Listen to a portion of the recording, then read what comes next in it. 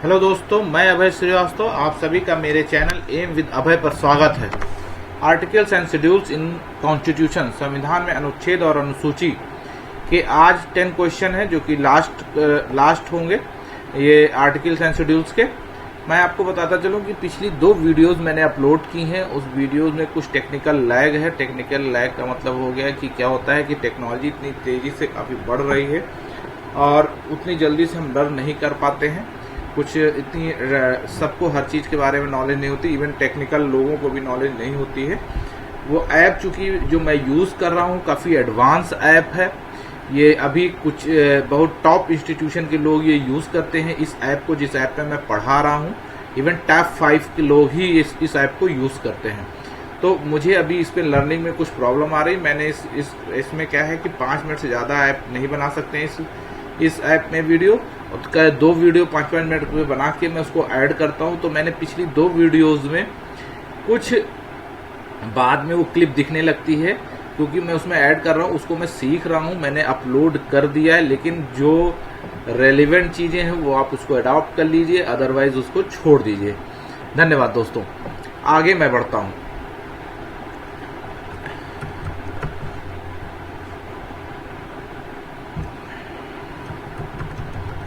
आज 51 से 60 क्वेश्चन मैं करूंगा और आज आर्टिकल्स एंड शेड्यूल्स के लास्ट क्वेश्चन है। इसके बाद मैं अगला टॉपिक प्रियम्बल पढ़ाऊंगा। आज 51। कल मैं संडे है, संडे को मैं इसके सारा रिवीजन डालूंगा 60 क्वेश्चन का एक साथ सारे वीडियोस। मैंने ये मेरे दिमाग में आइडिया आया है कि जितने क्वेश्चन मैं 10 करके डालता हूँ, फिर बाद में उस टॉपिक के एक साथ क्वेश्चन मैं अपलोड कर दूँ। ठीक है दोस्तों, आते हैं क्वेश्चन नंबर 51 पर। आर्टिकल ये सूची 1 है और सूची 2 है। इसमें अनुच्छेद 323 यानी आर्टिकल 323 एक किससे संबंधित है ये मैं बताता चलूँ कि ये प्रशासनिक अधिकरण से संबंधित है। अनुच्छेद 324 आर्टिकल 324 ये काफ़ी इंपॉर्टेंट है। अनुच्छेद 324 ये इलेक्शन से रिलेटेड है। ये काफ़ी क्वेश्चन पूछा जाता है। यानी 2-1, ए का 2 है, बी का 1 है। और अनुच्छेद 330 भी काफ़ी इंपॉर्टेंट आर्टिकल है। लोकसभा के लिए अनुसूचित जाति व अनुसूचित सदस्यों के आरक्षण। देखिए, लोकसभा में एससी और एसटी को आरक्षण मिला हुआ है कि उनकी सीटें रिजर्व होंगी। वो किस सीट से निर्धारित होंगी, ये हमारे अनुच्छेद 330 में दिया हुआ है। और अनुच्छेद 320 लोक सेवा आयोग के कार्य के लिए संबंधित है। ये ऑप्शन सी होगा इसका आंसर। ठीक है, आगे बढ़ते हैं। ये सूची 1 सूची 2 दी है। आर्टिकल 54 देखिए, आर्टिकल 54 राष्ट्रपति के निर्वाचन से संबंधित है। आर्टिकल 75 प्रधानमंत्री के अपॉइंटमेंट यानी प्रधानमंत्री की नियुक्ति से रिलेटेड है। और अनुच्छेद 155 जो है राज्यपाल की नियुक्ति से रिलेटेड है। और आर्टिकल 164 मुख्यमंत्री की नियुक्ति से रिलेटेड है। देखिए, ये ऑप्शन बी होगा। इस तरह के क्वेश्चन को बहुत ध्यान से पढ़ना चाहिए और बहुत ध्यान से टिक करना चाहिए, अदरवाइज गलत हो जाते हैं। निम्नलिखित में से किसका सुमेल सही है? देखिए, अनुच्छेद 17 में दिया है एबोलिशन ऑफ द अनटचेबिलिटी। मैं बताता चलूं, यानी छुआछूत का अंत। हमारी आर्टिकल 77 में ये दिया गया है कि एबोलिशन ऑफ अनटचेबिलिटी, ये गलत है, सही नहीं है। आर्टिकल 18 में दिया है एबोलिशन ऑफ द टाइटल्स यानी उपाधियों का अंत, ये भी सही नहीं है। आर्टिकल 192 संसद सदस्यों के वेतन एवं भत्ते, ये भी सही नहीं है। आर्टिकल 352 अनुच्छेद 352 आपात स्थिति की घोषणा।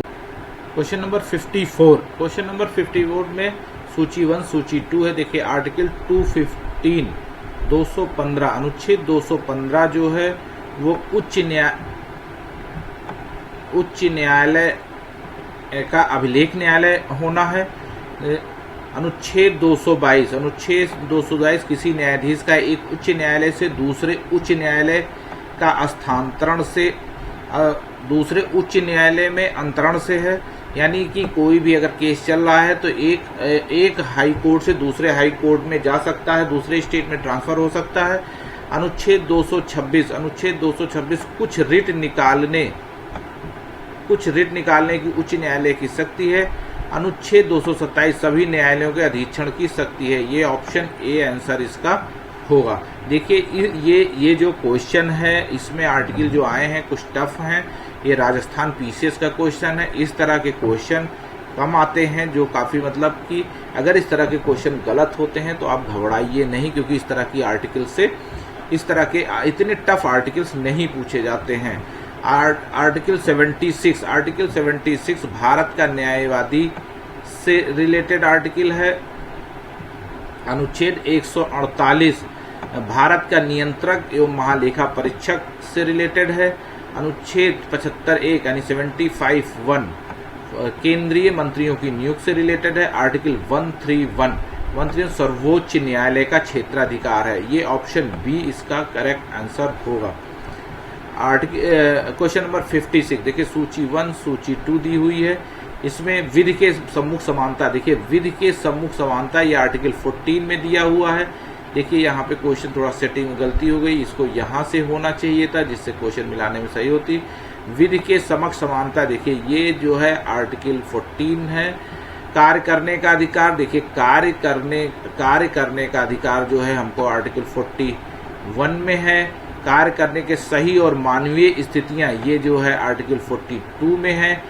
बच्चों के लिए मुफ्त तथा अनिवार्य शिक्षा, आर्टिकल 45 में है। ये मैं बताता चलूँ कि ये ऑप्शन बी होगा 3, 4, 1, 2। देखिए इस तरह के क्वेश्चन को बहुत ध्यान से पढ़ना चाहिए। विधि के सम्मुख समानता यानी इक्वालिटी बिफोर लॉ, ये आर्टिकल 14 में है। इस तरह के क्वेश्चन। अब बच्चों के लिए मुफ्त तथा अनिवार्य शिक्षा अनुच्छेद 45 में मैं बताता चलूं कि जो आर्टिकल 36 से आर्टिकल 51 तक ये नीति निर्देशक तत्व हैं।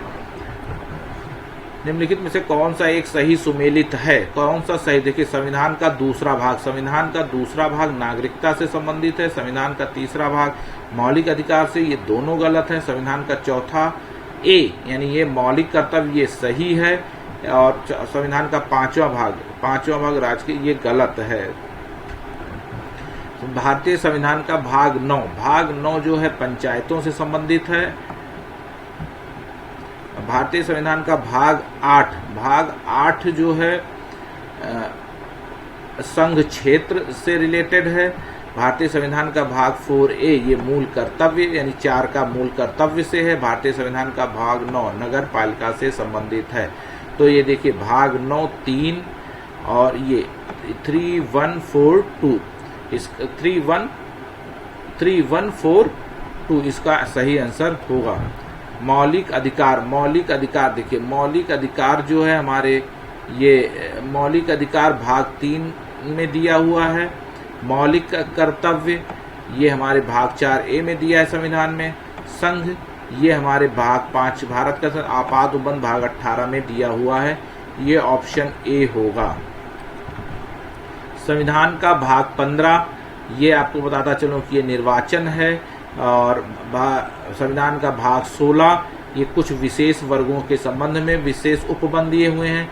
भाग 17 राजभाषा है। संविधान का भाग 18 आपात उपबंध है। इसका ऑप्शन बी आंसर सही होगा। देखिए ये आर्टिकल्स हैं, आर्टिकल्स को बार बार पढ़ना पड़ता है। जब हम संविधान को बार बार पढ़ते हैं तो हमारे कॉन्सेप्ट क्लियर हो जाते हैं, अपने आप ये हमें याद हो जाते हैं। और क्वेश्चन बार बार रिपीट करने से आप इन क्वेश्चन को देख के घबराइएगा नहीं, बार बार पढ़ते रहिए और मेरे साथ जुड़े रहिए। मैं आपने कांटेक्ट नंबर प्रोवाइड करा दूंगा अपने यूट्यूब चैनल पे। आप मुझसे कोई किसी तरह की काउंसलिंग करना है तो आप मुझसे जुड़ सकते हैं। धन्यवाद दोस्तों, मेरे चैनल को लाइक करिए, सब्सक्राइब करिए और मेरे मोटिवेशन को बढ़ाते रहिए। धन्यवाद।